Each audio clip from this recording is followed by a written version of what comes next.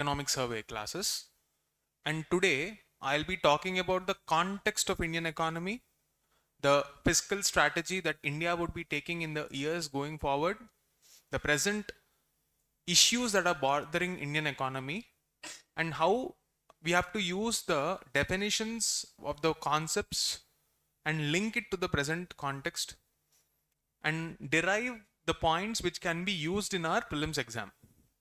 This is the structure of our class. Okay, so in today's class, I will just be giving you the overall context.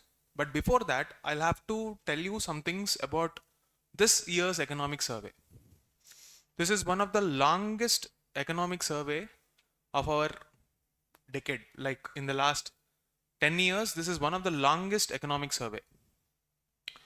And it is going deeper than, this is the claim made by economic survey. This is going deeper than the previous editions because of the multiplicity of the factors that are going to impact Indian economy, namely trade protectionism, artificial intelligence, climate change, internal security issues, and rising costs. All these factors together will determine the future of Indian economy. In short, we are in the most crucial stage of our growth story. And at the same time, we are also facing the unprecedented challenges, one from all the factors that we have mentioned, and two from the situation of the post-COVID era. We are witnessing high levels of fiscal debt. We are fiscal deficit. We are looking at change in the indicators that we will be using going forward.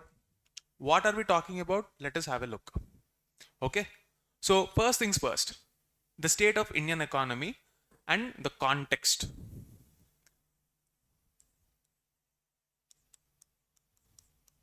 The context for the 2026-27, this year, the ongoing year, and how we are going to see Indian economy. First things, every country starts off on a hope that it will do well, right?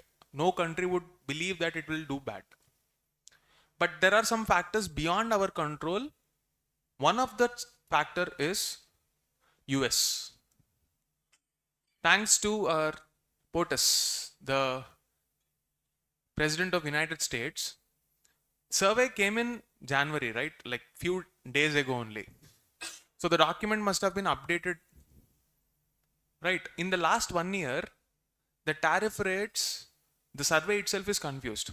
First, it was supposed to be 25, then 50, then now 18%. I don't know if it will remain constant in the next few weeks. Before we finish this economic survey classes, it might change again. So this global protectionism is the first underlying risk. Our economic survey talks about policy uncertainty. See, this policy uncertainty index is the first indicator that we will be using to say, see, you have to make claims, right? Like whenever you are writing answers in mains, this class is both for mains as well as prelims. When you are in the mains exam, you have to use some metrics to say that these are the risks posed by the world. If you say geopolitical tensions, it is very generic. In that context, if you have to use a specific metric, it would be the policy uncertainty index. Okay. Now, there is another metric that our economic survey quotes, Lowy Institute's power gap index. Please note this down. Power gap index. What do you mean by this power gap index and policy uncertainty index? These are the metrics which will tell you that we are performing below our potential due to factors that might not be in our control. The first thing. Second thing is, this is pretty much in our control. What do you mean by the power gap index? Here we will move to the concept of our potential GDP. What do you mean by GDP? GDP means total sum of goods and services produced in an economy in 1 year. In a certain time period, that time period is usually 1 year, according to our official statistics. Okay, total sum of goods and services in 1 year. What is the formula followed by India?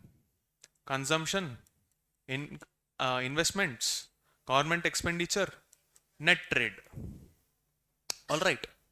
So when you are talking about potential GDP, how much opportunity we have, we are utilizing all of that and reaching our potential 100%. That is the meaning of potential GDP. Now when you're talking about a power gap index, it refers to a scenario where you have the necessary resources to reach that, but there are some structural bottlenecks which is stopping us from reaching that. This is the meaning of power gap index, which is stopping our potential,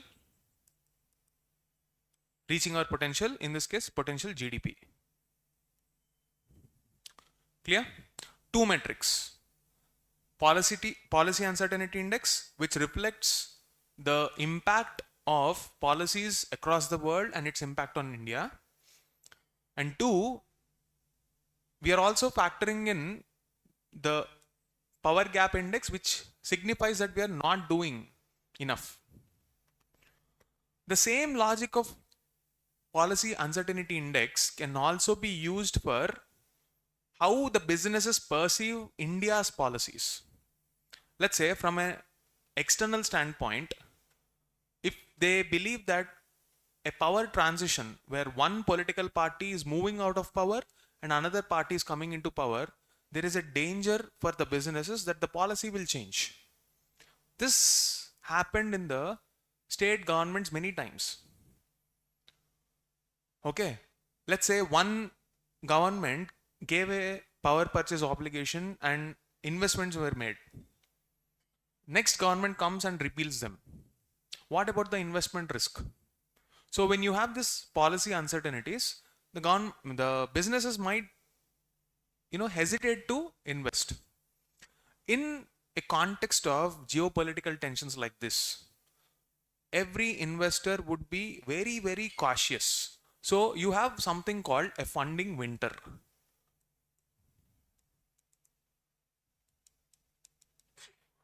This is a colloquial term, not official term. Just to tell you, you don't have enough foreign funds in our country, namely you are not getting enough FDI. So in the wake of the policy uncertainty, our FDI is drying up. Okay, what must be your inference till now? You must be wondering that Indian economy should ideally see a downward trend growth, but here is the paradox.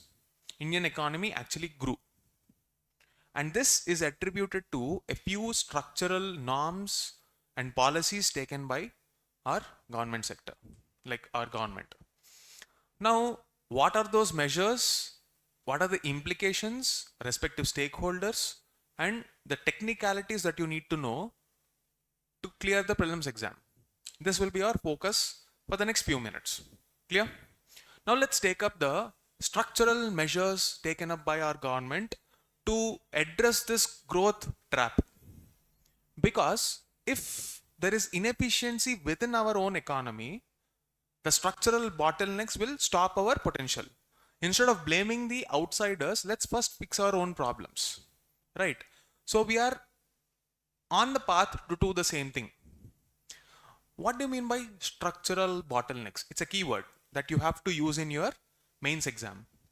This brings us to the second point, structural bottlenecks. What do you mean by structure of an economy? Yes. What is the purpose of economy? Why are we reading economy? What problem is the study of economy solving?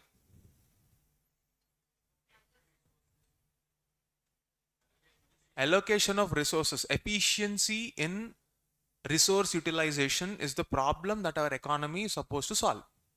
right?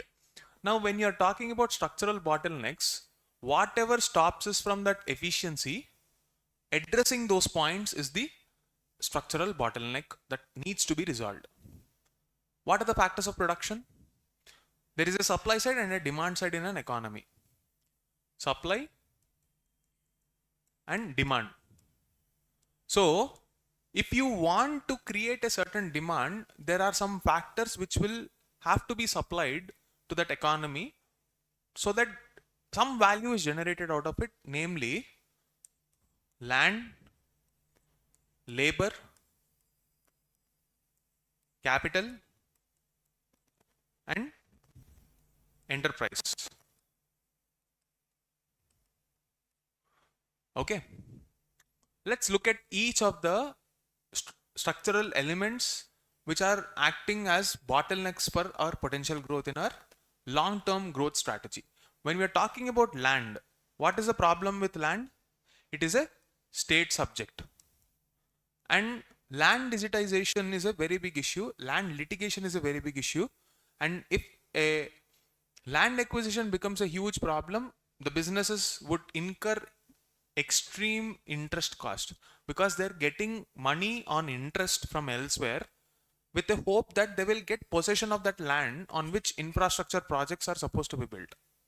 If they don't get that land acquired from the government on time, then the cost of that borrowing will significantly increase. You have to pay the interest, right? So a government that cannot promise land on time to a private party is unlikely to generate interest in the future. So this is a structural bottleneck for state governments and as a result, the growth story of our country as well. What is the solution to this?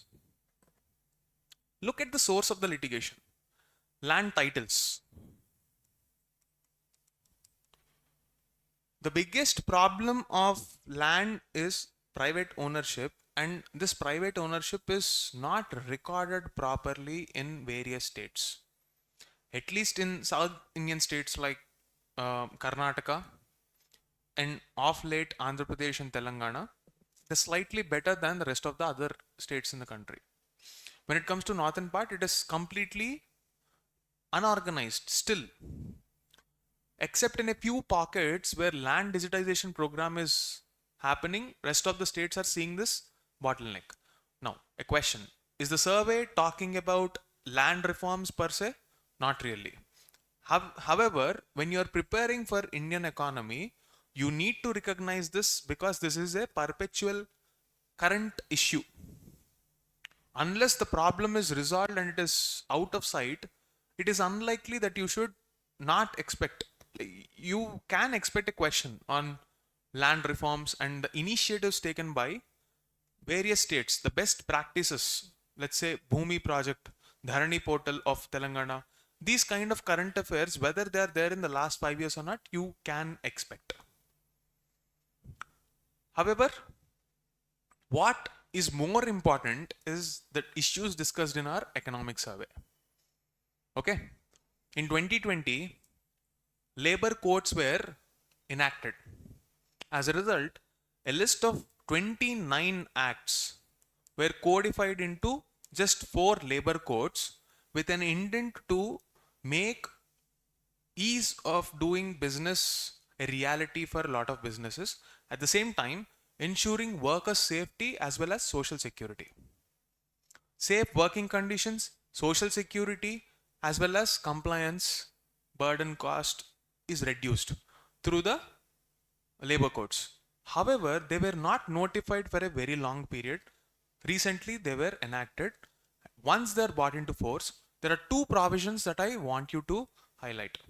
One is with respect to gig workers. So these labor codes made social security available for gig workers. Second, safety conditions, at least on paper, are better now. The compliance cost came down. Operational safety, everything. So this corresponds to an ease of doing business. So this structural bottleneck is also resolved for companies. Now, when it comes to capital, Here is the tricky part. What is the source of capital for any company? Just think of where all you can get money. If you want to start a business, where will you get your money from? Banks, markets, or you bring your own money. This is not an issue for Indian economy as much as it is the case for other scenarios, banks or markets. What is the context of this discussion? In recent years, you're witnessing markets playing a major role in mobilizing finances. What is happening in the context of markets? After the pandemic, you are witnessing the interest of retail investors. Who are retail investors? People like you and me who are willing to take some element of risk, moving their funds away from the usual fixed deposits that Indian households are used to, because it's safe, it's assured. They are now willing to diversify their savings into slightly riskier mutual funds, equities, and rising incomes is also facilitating this. A case to the point being, if you take a look at a popular broker, online broker like Zerodha, the number of accounts increased multifold in the post-pandemic era. Even the active ones, just there are few people who just created them and left it as such, but there are active accounts also. There is a significant increase in the active accounts. What is the implication of this? If you go back and see the investments to compensate for the lack of foreign capital, we can now rely on the household savings, provided there is one condition which is taken care of. Can you tell me what that condition is? Think of any condition where households would not invest as much. Inflation. If you don't have enough money in hand, where will you invest? All that money will move towards consumption. Historically speaking, India is a consumption-led economy. Okay. Why is it the case? Very little amount is left for savings. First you consume, whatever little is left, you depend on savings. And where did that savings go into? Not into markets, because we are extremely risk averse. There are many stock market scams. There is less trust on markets. You know the infamous Harshad Mehta scam, which led to the creation of a regulatory body like SEBI, and the depth of it in the Indian market. Even after SEBI came into existence, many such scams came. So mobilizing finances and allocating those finances from households to efficient firms, efficient companies. This is a this is a function of market. And that market is supposed to be backed by the so-called entrepreneurial state, a concept that our economic survey introduces this time. Please note it down. The concept of entrepreneurial state.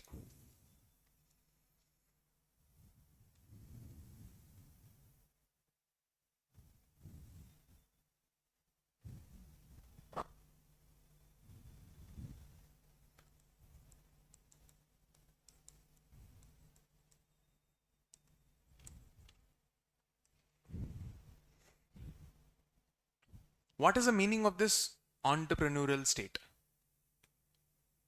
Does it mean India is going to take up a path like China? What is the difference between Chinese version of their idea of controlling economy and our idea of an entrepreneurial state? State and market control. It is not about control. Think again. Look at the, if you remember the previous versions of our economic survey, market is called the glue that keeps Indian economy, and it's actually the state which is playing the role of a facilitator only. If market is completely out and the entire onus is on the state, it is extremely inefficient. So the idea of an entrepreneurial state corresponds to how governments will mitigate risk. It is about risk management only. This can be an assertion reasoning based question when you talk about the concept of entrepreneurial state. Assertion and reason. Indian Economic Survey says that we are moving towards an entrepreneurial state. Reasoning. This is because India aims to control factors of production. What do you think? Is it right? The meaning of entrepreneurial state is our government trying to mitigate risks involved for private sector. Keep the market competitive. Just remove the clogs that are stopping the growth of the Indian growth story.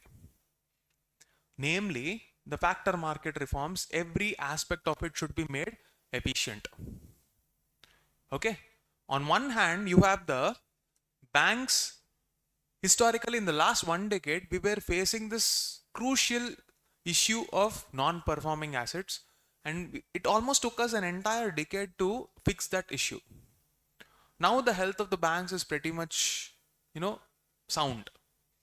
The relative ratio of the total capital availability and the gross net performing asset, non-performing assets, GNPA, the ratio has significantly come down. We'll get back to that in the respective chapter.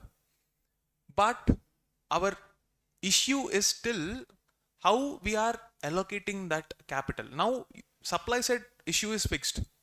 As far as the demand side is considered, what kind of firms are getting this kind of investment? Even when the intent is good, even when we are working at full potential, given the nature of change in technology, do you think the bankers have the necessary skill to gauge whether this company will do well or not? Not completely. So there is a mismatch between how the companies will perform and the risk that these banks will have to take. What is the consequence of this? Either the investments will be risky for the banks and we are back to square one because of the changing nature of startups, or two, we might take no action, just sit there being risk averse. Can we afford to do either of this? No. What is the solution then?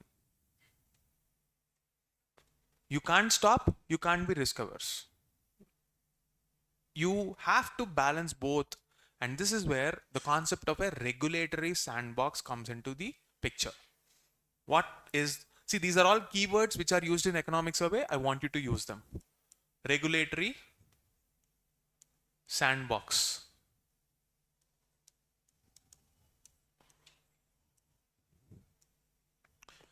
Regulatory sandbox refers to an approach by government where there is a new technology. The government does not look at this new technology with suspicion. It gives the free hand with the available data we have right now and let those startups take off. You provide a nurturing environment, but you don't scale up that support to all the companies. Because if you are allowing the risk to perpetuate across the sector, it can be a domino effect where one company failing will lead to the failure of the rest of the companies.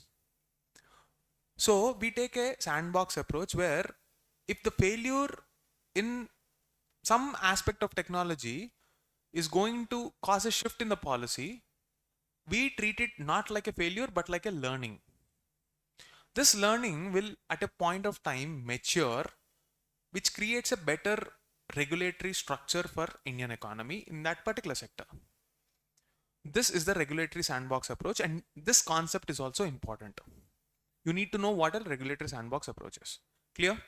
Now, when it comes to enterprise, we spoke about how Indian economy as a paradox, despite all the global uncertainties, grew.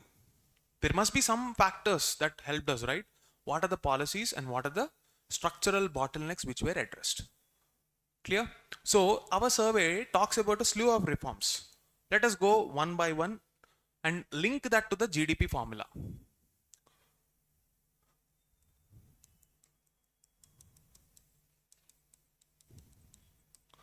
When a GDP is supposed to grow, it either means our consumption should increase, our investment should increase, our government expenditure should increase and become efficient, and there should be a net positive trade. With global uncertainty like this, do you think we have any control over this now? Trade is not really the best of our options. Okay. We are now left with three factors. We already discussed how FDI is drying up because of the policy uncertainty. That leaves us with two levers, namely consumption and government expenditure. And our economic survey talks about the achievement of our government in focusing on these two metrics and pulling us out of the bad situation that could have been impacted us. What are the slew of measures? Let's see. First, we'll look at the consumption-led growth story. On this front, for improving the consumption, can you take a guess? What did Indian government do? Exactly. The first one is GST rationalization. How can GST rationalization impact consumption? Any idea? There are multiple tax slabs. What is GST? It's an indirect tax. So people will be directly taxed. Whether you are an income tax payer or not, you are definitely a GST payer. Okay. So the burden on people will be very high if this is taxed high. If the tax rates come down, it's possible that you will consume more. Let's say if there are some discretionary expenditures. Let's say you want to eat one more food item. And you would be like, okay, I don't want to spend more because there is taxation. If that out of 100 rupees is 5 rupees is going away for tax, and you are removing that burden, with that 5 rupees, you might consume something else. You might buy an extra 5-star chocolate. This will increase consumption, and this consumption is linked to growth story. How? Here is where you have to know the concept of velocity of money. Okay.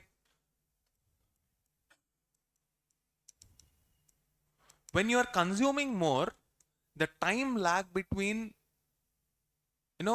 money shifting hands from one to another will reduce. When tax is historically reduced, velocity of money increases, which will help us mobilize finances quickly. You don't have to wait longer. And as a result, the flow of capital from financial institutions will also increase, leading to more availability of money in the hands of these banks, which will compensate for the lack of funds elsewhere. On the other hand, markets which are facing global turmoil, now we can do better here. In the last 1 year, if you take a look at the indices, they've pretty much remained stagnant. Even the Nifty, which corresponds to the best of the best companies in our country, they've pretty much shown normal growth rate. Nothing extraordinary out there. So why is this happening? There must have been some reason why this is happening, and the answer is, again, go back to this first discussion. One is global uncertainty. Two is within our country, we have our structural bottlenecks. But structural bottlenecks existed all the time. Even after these structural bottlenecks existed, we still showed some growth. This was possible only because of some measures taken. The first one we decided, it was GST reforms. Now, when it comes to the investment part, the largest topic of discussion comes from the nuclear power sector. Okay, let's see how it is important. But before we talk about the nuclear power and how it is going to impact Indian economy and investments, let's take a step back, try to understand where is the Indian government spending its money and the concept of fiscal deficit. Okay, do you think economy is planned, or it just happens just like that. But markets are functioning on their own. Who plans it then? Obviously the government. What will they plan?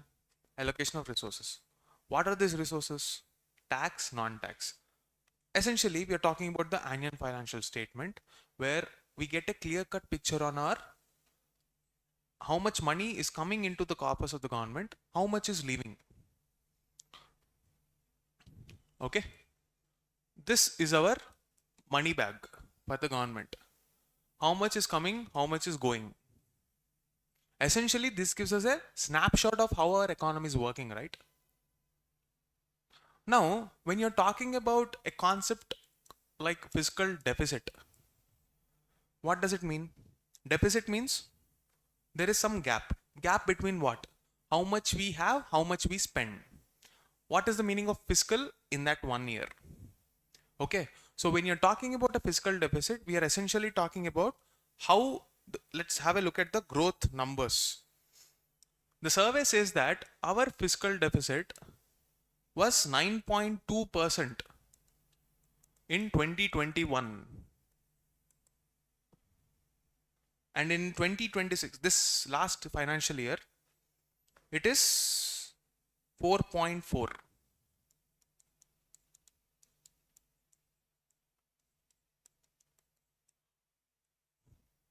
This fact you can remember for your mains exam. Now, what is the meaning of fiscal deficit? What is the exact formula? Anyone? Total expenditure minus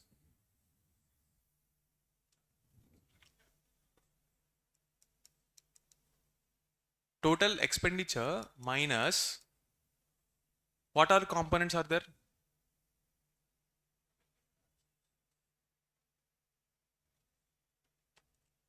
Yeah.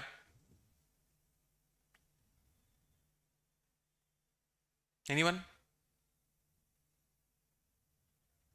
See, basically total expenditure minus total receipts minus total expenditure. What is the total expenditure here? Where all you will be getting money from? Let's come to this part. Tax. Is there any other way you are getting money?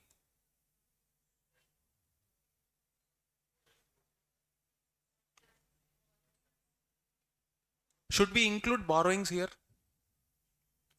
What is the purpose here? Why are we calculating deficit?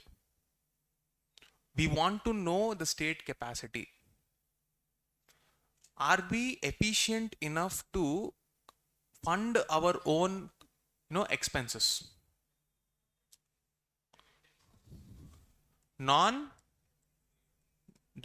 creating capital. What do you mean by non-debt creating capital?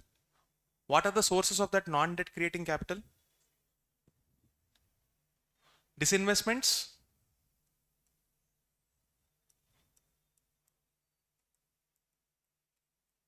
and what else? See, let's say for example, one second, sorry.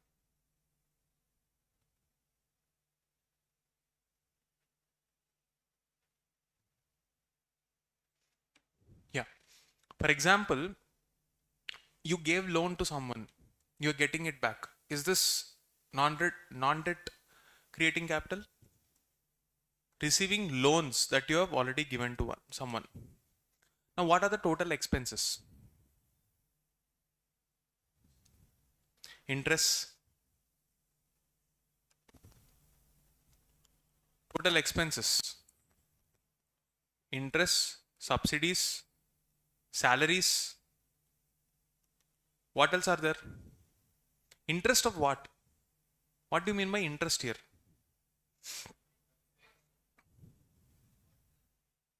What we are supposed to pay as interest for loans that we already took. Is that it, or anything else is there in expenditure? Are we? Let's talk about the union budget only now. Major component. Capex. Is this not an expense for the government? No, is it considered an expense or not? Now, if we have to talk about the quality of our economy, which component should we be investing money on? This one, right? So usually whatever money we are getting in, we have to push it out towards capital expenditure because it creates a multiplier effect in our economy. Now let me ask you this question. If India is supposed to watch its fiscal deficit, what metric do we have now? What are the targets for, sorry, what measures do we have now, not metric? FRBM. What is FRBM here? What does the law say? No, what is the fiscal deficit target ideally according to the law? 3%. 3% of GDP.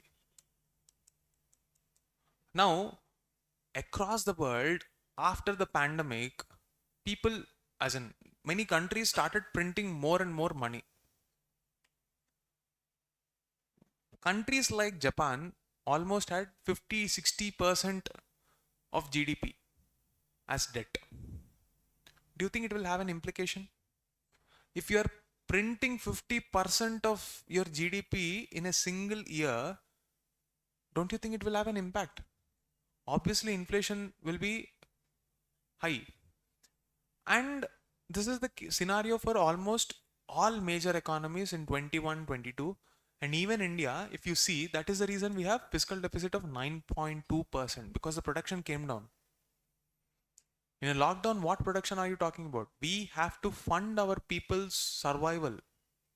And yet, when you go back to the historic Atmanirbhar package of 13th May 2020, a slew of reforms which transformed Indian economy, you would notice very little fiscal stimulus, as low as 3% of our GDP. It is because of that single measure where we are just focusing on taking care of the vulnerable sector, like our migrant workers. We're taking care of food security. We did not sustain that high fiscal deficit in the subsequent years. There will be a spillover effect because once the fiscal deficit is high, it means that your awqat to pay back the loans that you already took is coming down. And when you ask for a new loan, what will happen? Let's say I want to start a new bullet train project. I will go to the World Bank and say, please give me money. World Bank will be like, you already have such a huge debt. What are you saying? Please pay back that loan first. That is exactly the scenario of major governments. If you have the ability to generate revenue or generate investments with the help of new technologies, it's a different scenario. Japan can bet on that scenario. Can India do that? Not really. It is in this context we took that decision. Now, if we have to focus on fiscal deficit as a measure, it is dependent on how much money or how much revenue is generated. Here is where you have to look at the concept of globalization. Just in 1 year, our trade came down significantly because of the tariffs. India is very much reliant on one country, US. A major chunk of its revenue is coming from two major destinations, namely EU and US. Why are we not doing a better job at expanding our markets? One single jolt has pushed our fiscal deficit targets that we had. Now I'm asking you, should we still stick to the fiscal deficit as the anchor metric to talk about how efficient we are? Because this strict maneuvering is not giving us room to even increase our fiscal deficit to support let's say, for example, in the wake of the tariffs, reciprocal tariffs imposed by US, entire industry came to a standstill in Gujarat. The diamond, and the jewelry sector, they didn't have any other market. They can't, push that products into India because there is no market. What will they do? So the government must obviously support them.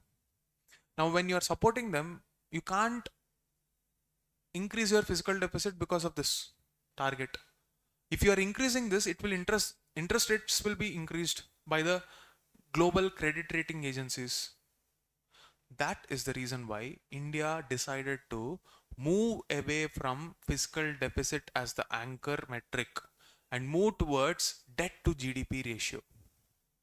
This is the historic move that we are talking about. Now the anchor point would be debt to GDP ratio.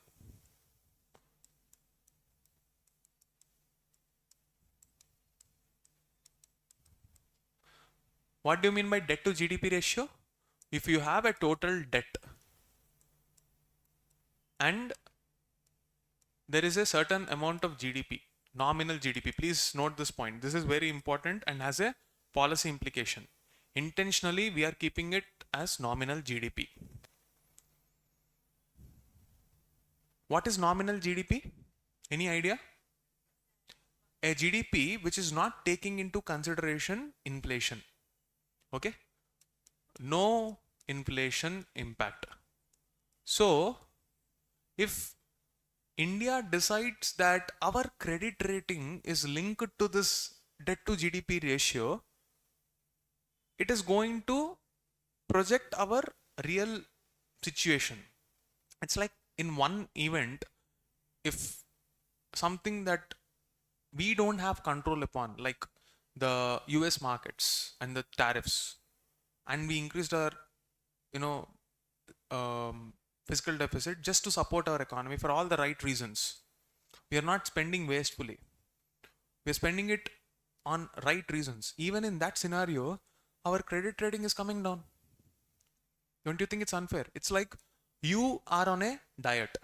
You want to build a perfect body, but it's quite possible that you want to have a cheat meal once in a while. Or you're forced to eat something that, let's say you are on a high protein diet and you're building a body. But on one day, it's possible that you didn't have access to protein. All you have to eat is that rich carbs only. Just because you had one day carbs, imagine your gym trainer catching you on that particular day and penalizing you for it. This is exactly like that. So what if we take a step back and look at the long-term strategy? That is what debt to GDP ratio is. So the government has set a target by 2030. We want to achieve 50 plus or minus 1 as the target for our debt to GDP. This will be the anchor metric.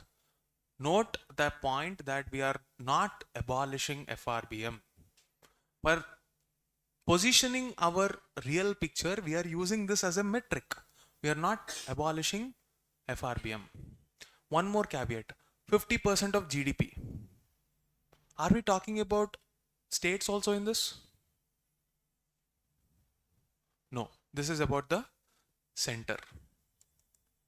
Please note this. So this is about the center's debt to GDP as a ratio. Why are we talking about center's debt to GDP? Now we have to talk about two aspects. How we are growing in terms of our economy, the output generated, and two, how efficiently we are spending that money after the goods produced are taxed. Two aspects. Let's talk about the first here. Why we have picked up nominal GDP, why not real GDP? Imagine a scenario, you produce 10 chocolates in 1 year. Okay. If you are producing 10 chocolates at 10 rupees,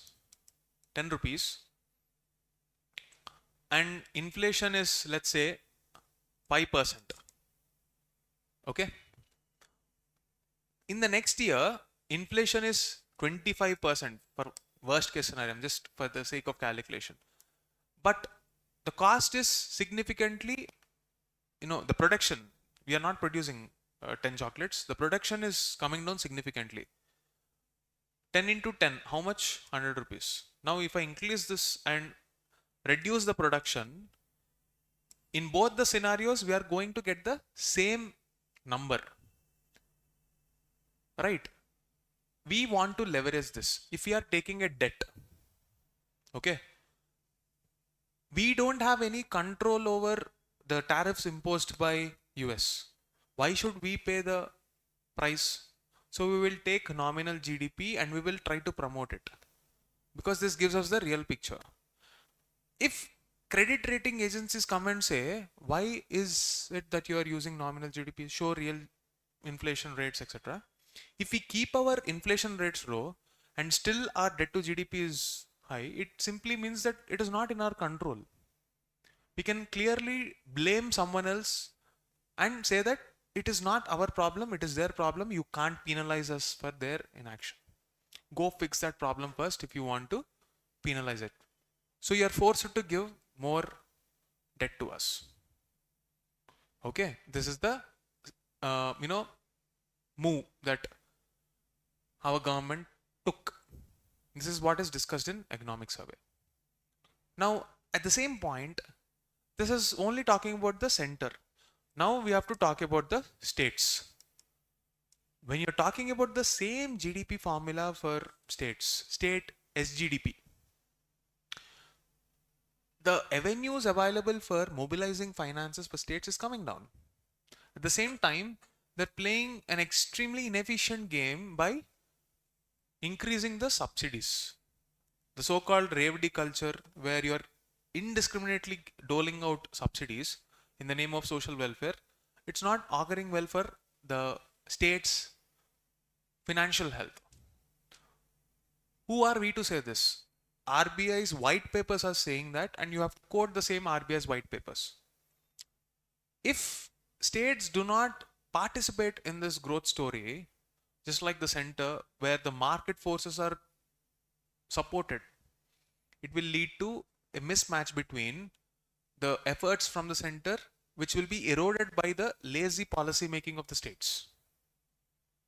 This is what the economic survey says. Okay. Now, what are the possible questions from this area? Where is the government taking up fiscal discipline? Here is where, in the budget component, you have to talk about how subsidies are supposed to be rationalized. Okay, subsidy as a component. This is one area where you have to focus. Now, when you're talking about subsidies, roughly in the last 3-4 years, as a percentage of GDP, somewhere around 1.4% of GDP to 1.1% is the total subsidy cost. Within that, if I'm not wrong, I'll just look at the exact numbers. 1 second. Yes. This year, okay, instead of exact numbers, we'll go by the trend. Food, fertilizer, and fuel. These three components, you are witnessing leakage, fiscal leakage, inefficiency in the way we are spending money. What about the food production, or food subsidy?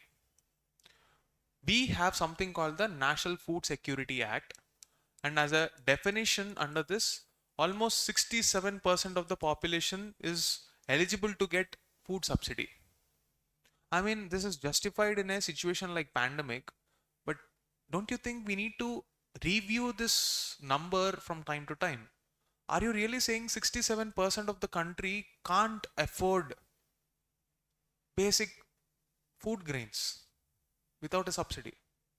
Is it an ideal way for the government? Isn't it patronizing, like as if without government support we can't, survive? Yes, there are some sections, they deserve to get this subsidy, but there are some scenarios where the non-deserving population are also accounted here, and this is where it is inefficient. Why are the governments not identifying the targeted beneficiaries properly? We don't have the necessary data. And if you exclude some people, there is a political risk too. But don't you think it is necessary that we take this step in the larger interest of this country? That is one point. Almost 53% of the money spent on subsidies will go towards this one element of food subsidy only. Almost 2 to 2.5 lakh crores. A part of that is diverted through some sort of corruption. That is also a problem. Now, on the top of this, there is another wastage also. The wastage that we see from Food Corporation of India through indiscriminate MSP. MSP routed procurement, where rice and wheat are procured, are allowed to rot in the godowns of FCI. Almost to the tune of 50,000 crores every year, they're just lying around there. Is it a good use of money? No, obviously not. Not only are we having a negative externality in the way how our environment is guzzling out water, rice, wheat, etc., water guzzling crops. You're producing them, then you are letting them rot in FCI godowns, and then dumping that in oceans, because they're unfit for human consumption, where you have rats eating away.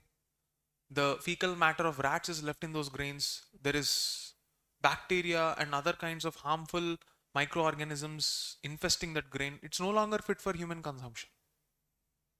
You have two options: either dump it in the ocean, and after 2018, the National Biofuel Policy allowed this rotten food grains to be used for ethanol production.